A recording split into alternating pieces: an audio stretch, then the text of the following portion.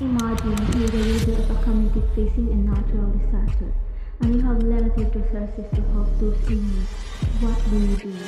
Do you fight as the greatest group with the greatest number, or do you follow a strict moral code?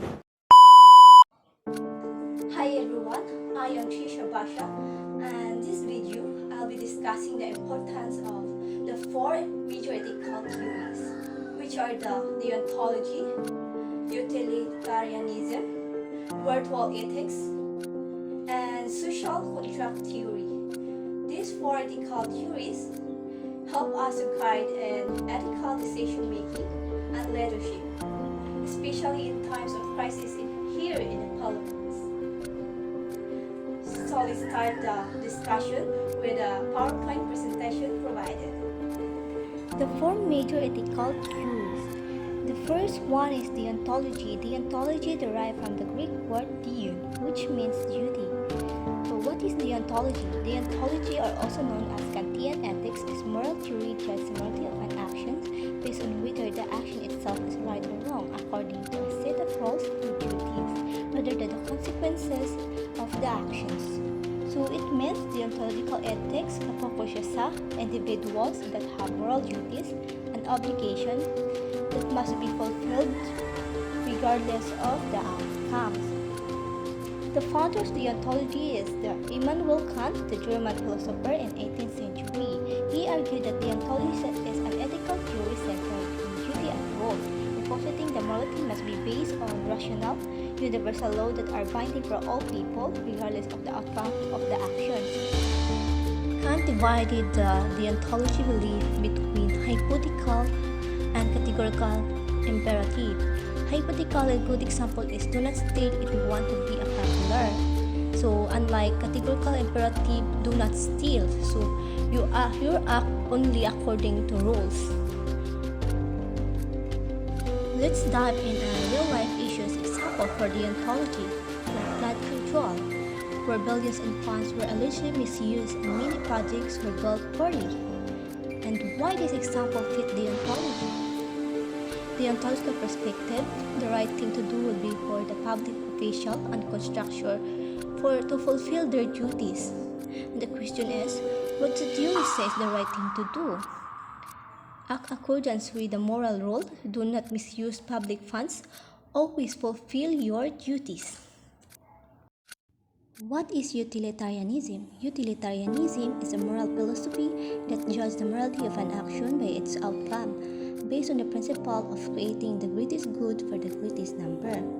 So utilitarianism, it means nga if imong act is good, so it will promote happiness. If imong namang act is bad, it will promote unhappiness or can harm it to everyone. So utilitarianism is a form of consequentialism, means like consequence of an action, not intention behind it, na determine kung right or wrong by mga actions. Also, will consider siya sa well-being sa mga apektuhan equally, not just for oneself. The founder of utilitarianism, Jeremy Bentham, in 1747 to 1832, and John Stuart Mill to 1806 to 1873. Jeremy Bentham argued that an action is morally right if it maximizes happiness and minimizes pain for the greatest number of people. Let's dive into a real-life issues example for utilitarianism, like earthquake. On September 30, 2025, there was a strong earthquake here in Cebu with magnitude 6.9. The impact of earthquake are death, injuries, destructions of houses, school, and infrastructure. Widespread damage to power grid, ports, road, church, and many displays. Why it fits utilitarianism? It involves making bold decisions about resource allocation, prioritizing action that minimize overall happiness and minimize suffering. So ang good here to benefits the greatest number of people, even it means making difficult choices. And the question is, what right thing to do? In utilitarianism, the right action would be to prioritize rescue efforts, allocate resources effectively, and make bold decisions. What is virtue ethics?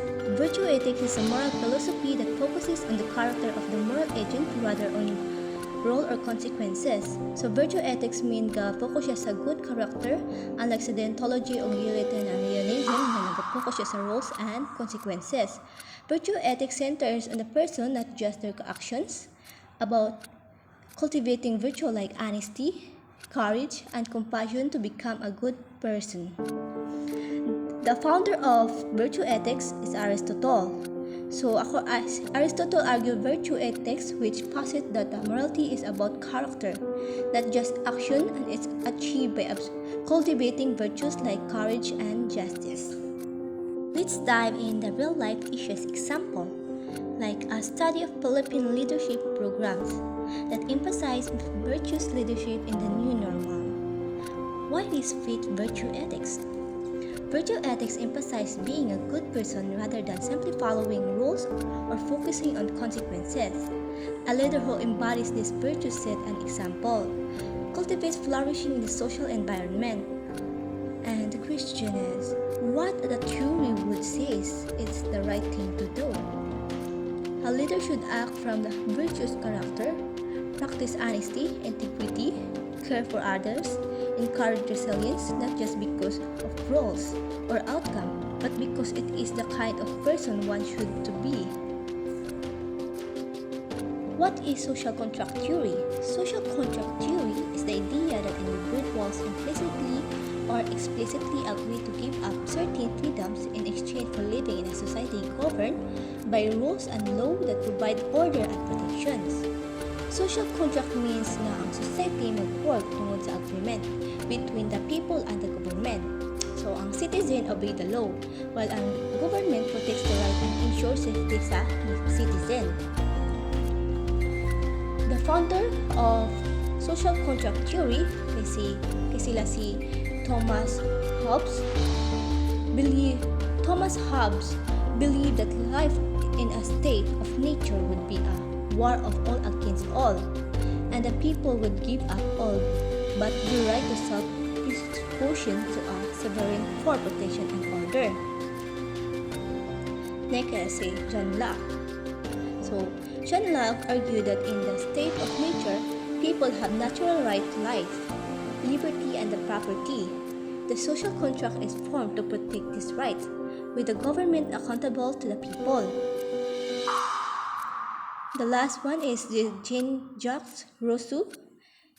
Jean-Jacques Rousseau suggested that society corrupted natural human goodness. He proposed a social contract where individuals surrender the right to the collective will of the community to achieve the common good. Let's dive into real-life issues examples for social contract theory. The issue of civic trust and government accountability in the Philippines. The decline in public trust in government due to service delivery issues. Corruptions and efficient governance. Why this fits social theory? Social contract theory said that citizens and the state have mutual obligations. Citizens obey laws, and the state protects rights and delivers services. When the state fails to meet its obligations, legitimacy is undermined and the trust falls. The question is, what the theory would say is the right thing to do? The government must fulfill its side of the contract, deliver on obligations. Citizens should engage responsibly and hold the state to account. When one side fails, the contract's legitimacy weakens and corrective action is needed. That's all, and thank you for listening.